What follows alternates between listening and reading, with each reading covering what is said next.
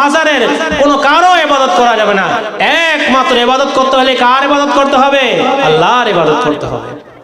কিন্তু আমাদের মধ্যে অনেক মুসলমান আছে, নামে মুসলমান, মুখে মুসলমান, সে মুখে মানে কিন্তু ইবাদত করে পীরের। আছে কি আছে না বলেন?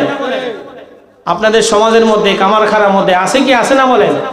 গাড়ি ভরে ভরে বিভিন্ন শাহজালাল বলেন, শাহপরার বলেন, হ্যাঁ এরকম ভাবে আট্টসি বলেন, বিভিন্ন বাজারের মধ্যে মহিলা পুরুষ একসাথে গিয়ে তারা এরকম ভাবে কবরের মধ্যে সেজদা করে, কবরের মধ্যে মান্নত করে, গরু নিয়ে যায়, ছাগল নিয়ে যায়, টাকার বস্তা নিয়ে যায়, সেখানে গিয়ে কপাল লাগায়। আছে কি আছে না বলেন?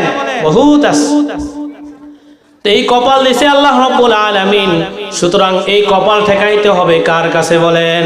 আল্লাহর কাছে ঠেকাইতে হবে। দুনিয়ার কোনো মাখলুকের কাছে ঠেকানো যাবে না, কোনো পীরের কাছে ঠেকানো যাবে না, কোনো মাজারের কাছে ঠেকানো যাবে না। যাবে বলেন?